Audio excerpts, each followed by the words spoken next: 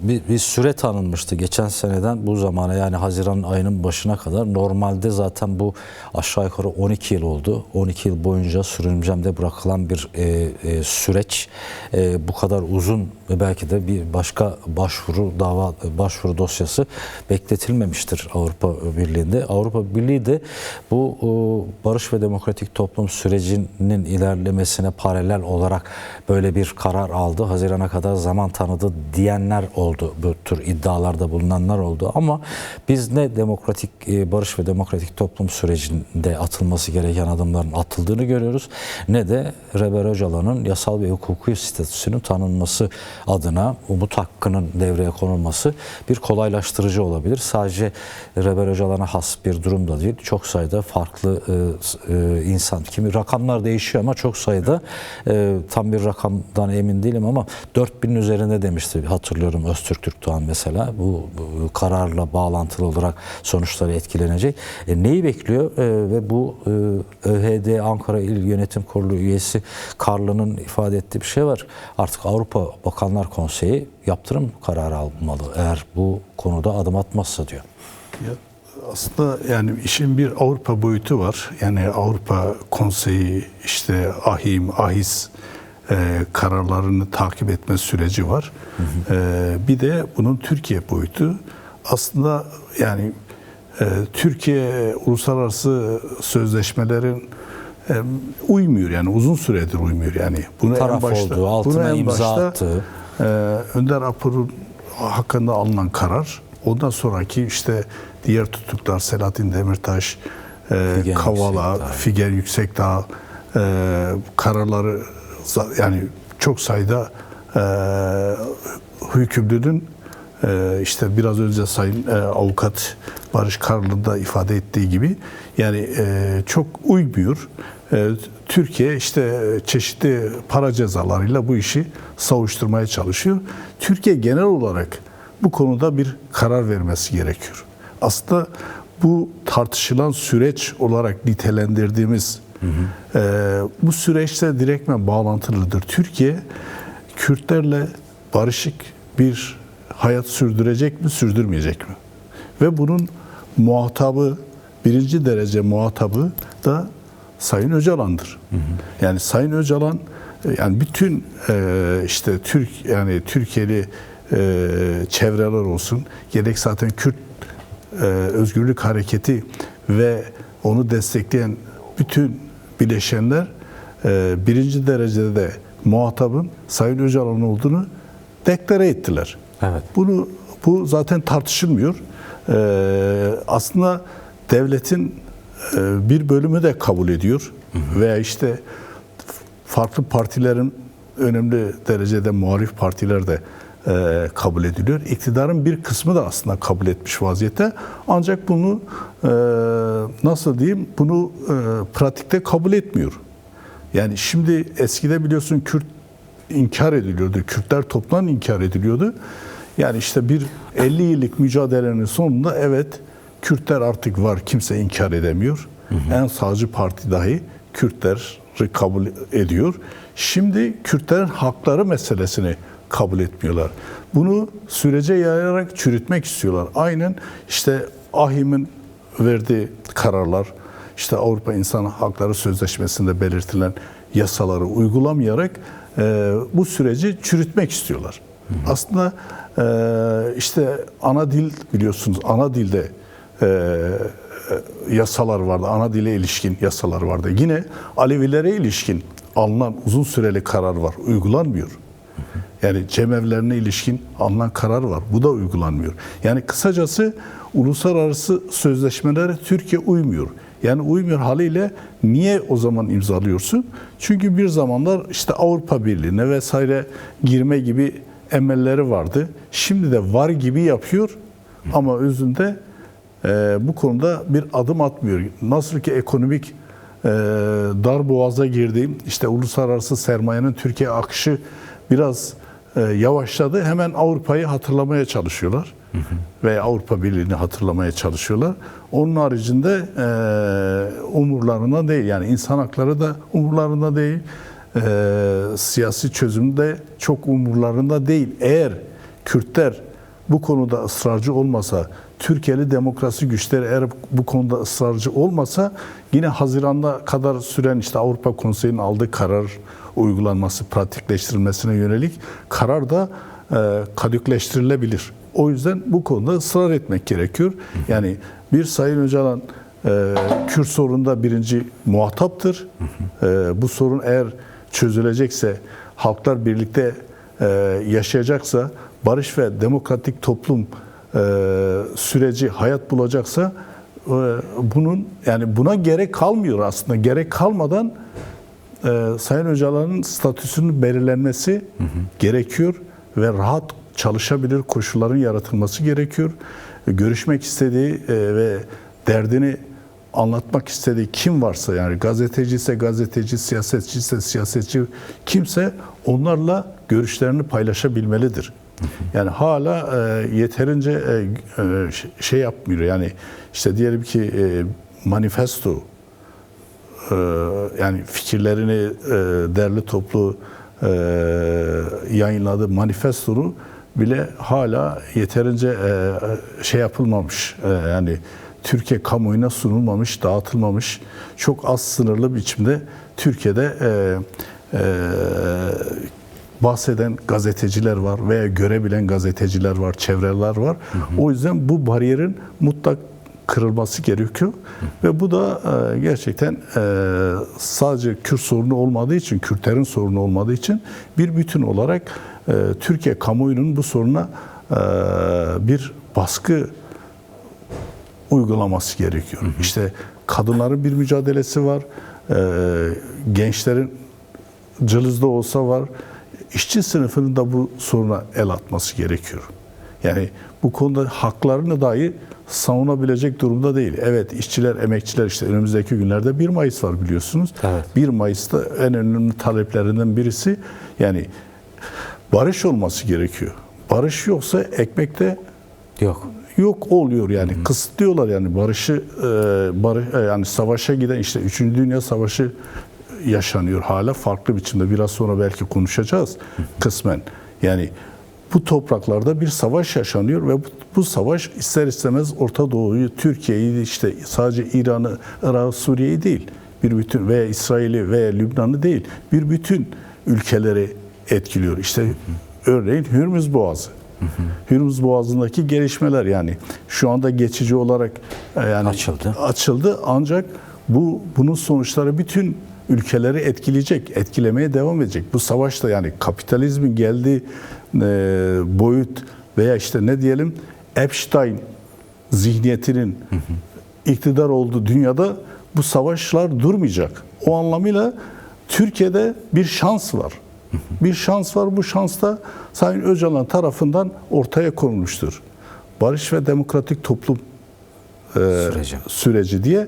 Tabii ki bunu Türkiye'de destek veren güçler var. Kendi farklı amaçları olsa da, işte MHP Genel Başkanı Bahçeli olsun veya çeşitli farklı partiler, yani sosyalistleri demiyorum. Onlar zaten ama herkes kendi penceresinden de olsa bu sürece bir şekilde sahip çıkmış. Büyük bir şey yani var. İşte AKP çevrelerde biliyorsunuz son zamanlarda çok ters açıklamalar da yapılıyor. Yani bu süreci nasıl diyelim, sürümcemede bırakarak çürütmeye yönelik de denilebilir. AKP sözcüsü işte Ömer Çelik örneğin gibi bu işi engellemeye çalışanlar da var. Yani kısacası sizin sorunuzu tekrar gelirsek, yani evet, umut hakkının mutlak uygulanması gerekiyor. Yani evet, bunun en önemli nirengi noktası Sayın Öcalan'dır. Eğer bu uygulanırsa bütün diğer mahkumlara da uygulanacaktır diye düşünüyorum. Çünkü orada bir bariyer kurmuşlar. Bu bariyerin yıkılması gerekiyor. Kendi yasalarına uysunlar yeter ya. Yani Türkiye Cumhuriyeti Devleti kendi yasalarına uymuyor. Yani 12 Eylül'ün yaptığı yasalara bile uymuyorlar yani. Yani o yüzden de şöyle diye, yani o toplumda diyorlar daha beterini yaşıyoruz diyorlar. Yani belki kaba işkence falan eskisi kadar yoğun olmamakla beraber ama insanlara bir biçimde, farklı biçimde baskı, işte bunu yani Avrupa yani insan hakları sözleşmesinde baktığımızda bunların çoğu işkence olarak zaten algılanıyor. Yani bu baskılar. Sevgili Cemal Turan, yani hangisinden başlayacağız bilmiyoruz ama Gülistan Doku dosyasında bir ilerleme uzunca bir zamandır, 6 senedir sürdürülen mücadele sonucunda bir şekilde ortaya çıktı. Bugün yine kadınlar da eylem gerçekleştirdi. Alanlara çıktılar ve bu dosyanın üzerine gidilmesi, bütün sorunların ve sorumluluk payı olan şahsiyetlerin hepsinin de tutuklanması, gözaltına alınması, ifade vermesi talebi de bulundu. Ve en başta da İçişleri Bakanı, o dönemin İçişleri Bakanı bu olayın üstünü örtmek için elinden geleni ardına koymayan Süleyman Soylu denilen şahsın da yine bu kapsamda gözaltına alınıp ifade vermesi talebi de halkın talebi olarak meydanlarda bugün ifade ediliyor. Neler söylemek istersin bu gelişmeye karşı? Şimdi tabii ki bu tür olaylar münferit olaylar değildir. Yani bunun toplumsal boyutu var ve tabii ki Gülistan Doku davası sadece Gülistan Doku bir kişiden ibaret değildir. Evet. Arkasındaki biraz önce dosyada da görüldüğü gibi, sizin de belirttiğiniz gibi, yani bunu çoğaltabiliriz. Kadın cinayetlerinin yani çok büyük bölümü bir kere yani bu erkek egemen yargı sisteminde zaten kaynaklanıyor. O iş bir de o boyutu var. Evet. Yani işte cezasızlık uygulanıyor. O yüzden erkek adalet değil, gerçek adalet istiyoruz. Evet. O yüzden kadınların o sloganı çok yerinde, kadın hareketlerinin gerçekten. Evet. Şimdi evet, bugün Gülistan Doku'yu, çünkü insanlar Gülistan Doku'nun bir Gülistan Doku'dan ibaret olmadığını, bütün o topraklarda daha öncesinde de Dersim katliamına belki gidilebilir. O günden bugüne kaybedilen insanları anımsayarak Gülistan Doku'yu aramayı bırakmadı. Evet. Yani bugün peşini bırakmadı. Tabii. Bugün Rojbin Kabaiş veya biraz önce Rabia Naz dediğimiz, işte Yeldan Kaharman gibi insanların nasıl öldürüldüğünü ve tabii yani şuraya da gidebiliriz. İnsan hakları dernekleri yıllardır kayıp olan insanları arıyor. Evet. Yani bin haftayı geçen oturma eylemleri gerçekleştiler. Defalarca yasaklandılar. Bütün bunlarla beraber düşünüldüğünde yani burada bir travma var. Şimdi bu insanların gömülmeme sorunu var. Yani yas tutamama sorunu var. Bütün bunlar ister istemez bu Gülistan Doku cinayetinde hepsi aslında yeniden hatırlanmaya ihtiyaç, yeniden hatırlanmaya ihtiyaç olarak ortaya çıktı. Evet, bizim bu topraklarda işte 17.000 kayıptan bahsediliyor. Dersim'in kayıp kızlarından bahsediliyor. Yine bu topraklarda savaşla beraber çürütülen bir toplum var. İşte uyuşturucu, fuhuşu özellikle o topraklara yaymaya çalışan bir zihniyet var, bir sistem var. Ve bu biraz önce siz isim verdiniz, çok yerinde bir isim. Bu sistemi ayyuka çıktı belki de dönemlerden birisi Süleyman Soylu'nun İçişleri Bakanı olduğu dönemde. Evet. Şimdi işte Gülistan Doku ne zaman kaybedildi? İşte Süleyman Soylu'nun İçişleri Bakanı oldu. Arif Çetin'in Jandarma Genel Komutanı oldu. Şimdi çünkü mesela bu Yeldana Kaharman'ın cinayeti döneminde kim işledi bu cinayeti? Mehmet Ağar'ın, yani kontrgerillanın başlarından biri Mehmet Ağar'ın oğlu Tolga Ağar işledi. Ve bunu örtenlerden biri kimdir? Dönemin Jandarma Genel Komutanı Arif Çetin gibi. Yani bu sadece birey Soylu'dan vesaire değil. Bir sistemdir. Bir sistem yani. Çürümüş İsimler değişse de. Tabii isimler değişiyor ama bir çürümüş sistemin yani işte nasıl diyelim, çeşitli figüranları. O yüzden bu çürümüş toplumun yeniden gerçekten politik ahlaki bir topluma dönüşmesi gerekiyor. Bunun yani o yüzden kadınların mücadelesi, özellikle kadınların mücadelesi bu erkek iktidarı, erkek yargısına karşı mücadelesi önemlidir. Yani her alanda tabii ki bunun hani çürümüşlüğü biraz sonra belki öğrencilerin öldürülmesine, okullarda öldürülmesine, bütün uyuşturucunun sokaklara yayılmasına, 12 yaşa indirilmesine, sadece uyuşturucu kullanan işte çeşitli sanatçı veya tanınan insanları veya sokakta işte ne derler, torbacılık yapanları yakalamayla ilgilenen bir sistem. Oysa gemilerle uyuşturucu taşınan bir ülke.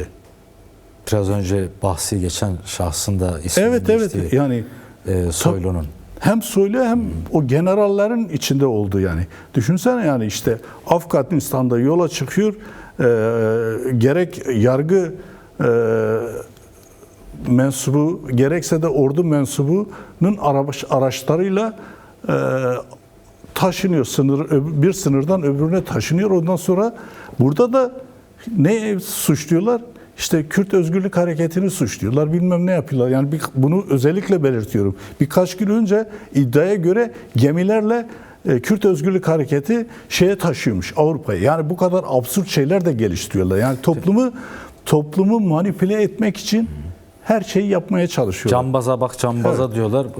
Bu bir gelenek O zaten. yüzden 90'larda da tanklarla taşıdıkları belgelenmişti. tanklarla taşıdı, Çiller çıkıp demedi mi işte PKK'nın helikopterleri köyleri bombaladı.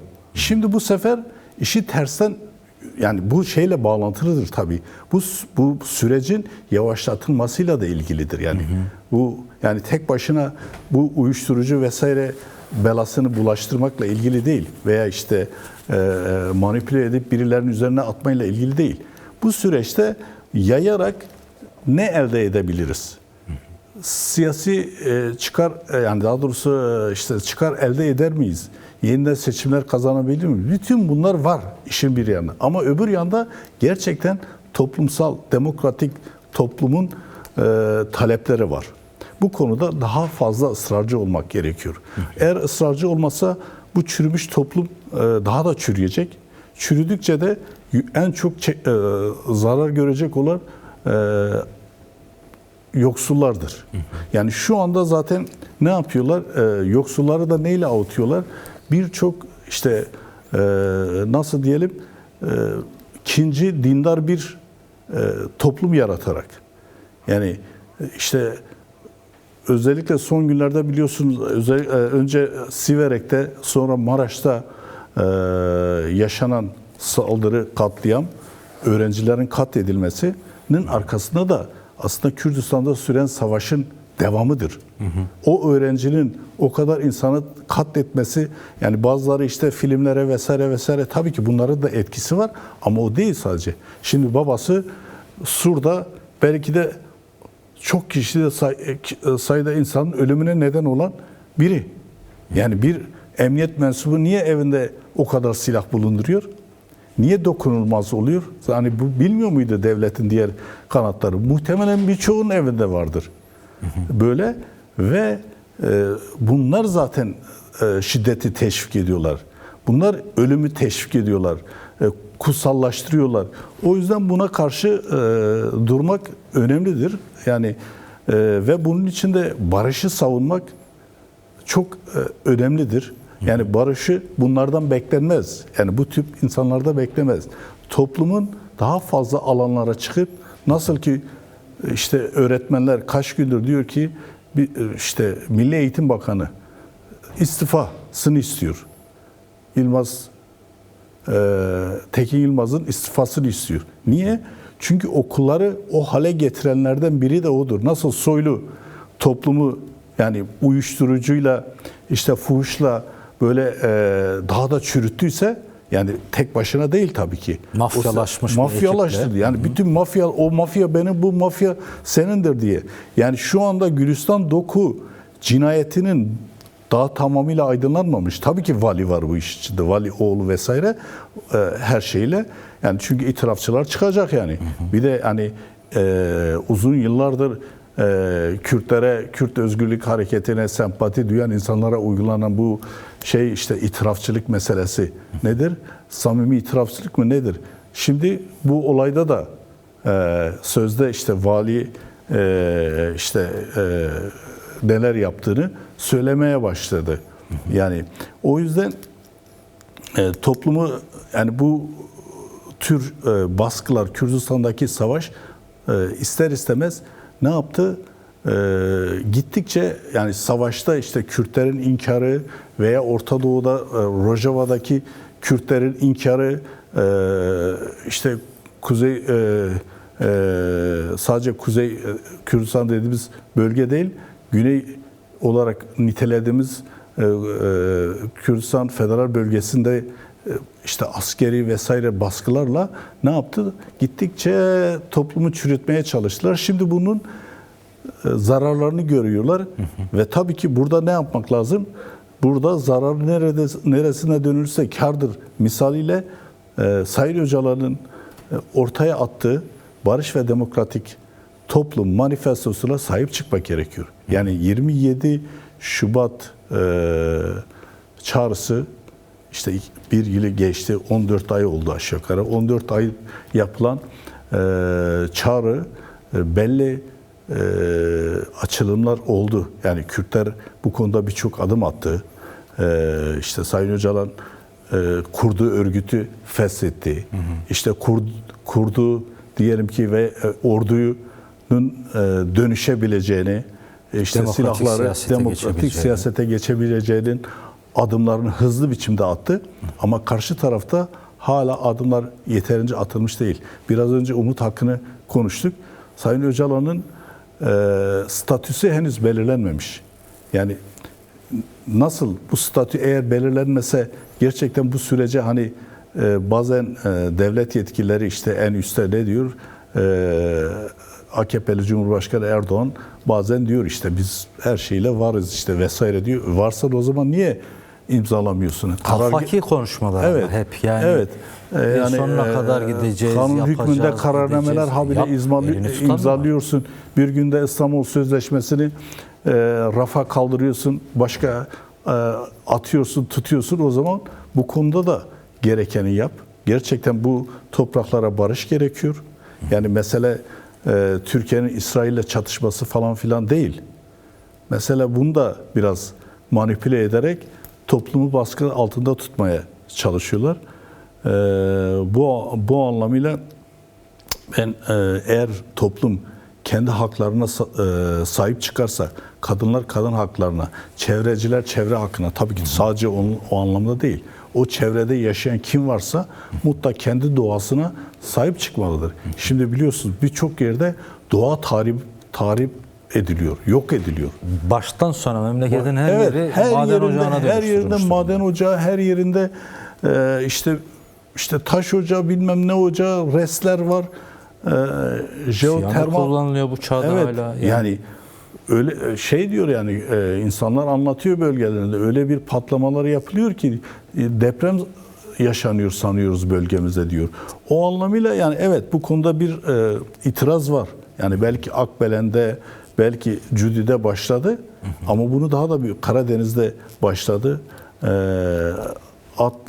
Artvin'de, Hopa'da yani çevre hareketleri bunu tabii ki daha da büyütmek gerekiyor. Bütün bunlar birbirine bağlıdır yani.